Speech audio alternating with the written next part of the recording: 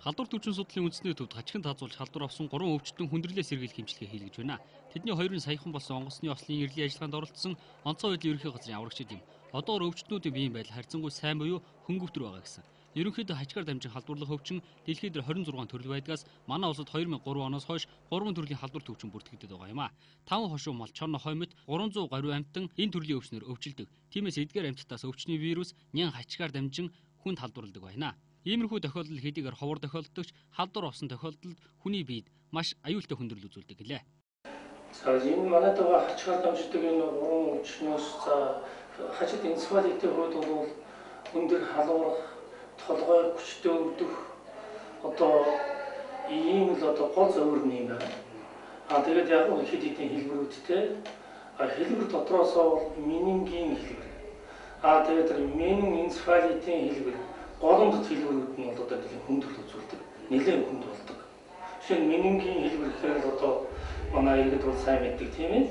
Толгой өвдөн, бөөн чүрэн, хүзүү өшнө гэдэг иймэрхүү менингитийн шинжүүд. За энцефалит гэдэг нь одоо гол өвчний шинжтэй. За энд бол одоо морь гол шинжтэй бол одоо унтаадал байдаг.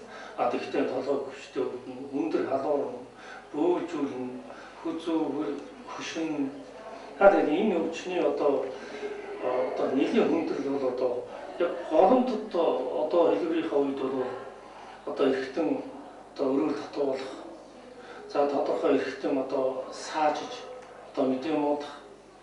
Тэгээд мөн одоо зүйлдээ бол оюуны шадар уурах, мартдаг болох, тийш одоо тэнэг болох. За ийм хүндрэлүүд одоо гарах. Одоо ийм боломжгүй. 2003 оноос хойш манай улсад ийм халдвар авсан тохиолдол 300 гаруй байна. Гэтэл сүүлийн хавар гихтэл нэмж 20 хүн хачигт хазуулан халдвар авчээ. Халдвар авсан тохиолдолд халуурах, толгой хүчтэй өвдөх, бөөлжих, унтамхай болох, хүзүү хөших, биеэр тууралт гарах гэх мэт шинж тэмдгүүд илэрдэг байна. Ийм үед нь урьдчилан сэргийлэх хэмжлэгээ яаралтай хийлгэхгүй бол халдвар алхах хэлбэр шилжиж, эргэтэн саажих, хөрөөл татанхай болох, оюуны чадвараа алдаж, оюун хомсдолтой болох улмаар амин төрөх аюултай өвчин юм а. Энцефалитээс яаж сэргийлэхгүй гэтэл бол хачигт энцефалитийн эсрэг одоо вакцин байдаг. За энэ вакциныг бол 11 сард 3 сард одоо хийдэг. Манай улсад бол хийж байгаа. Байгалийн болон талбар төвчин судлалын үндэсний төв зохион байгуулагчид хийдэг. Тэгээд одоо манай төв дээр бол хийгддэг. Ийм учраас бол манай үндэсний төв захиалга өгөөд байгалийн болон талбар төвчин судлалын үндэсний төвд тэгээд одоо 11 сард 3 сард хийлгээд бүрэн тунгаар хийлгэсний дараа дахлаад тогтно. Энэ баг амьдралын турш дахлаад тогтдог. Тэгээд энэ өвчнөд өгөх боломжгүй.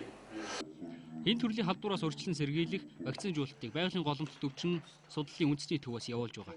Хэрв та энэ вакцинд хамрагдчих бол хачгаар дамжин халдварлах өвчнөөс насан туршдаа дархлагдах боломжтой юм. Мөн хачигт хазуулсан эхний үед вирусын эсрэг эмийн эмчилгээг эмчийн зөвлөгөөнөөр тодорхой загварын дагуу хэрэглүүл халдварыг архаг хэлбэрт нь шилжихээс өмнө эмчлэх боломжтой юм байна.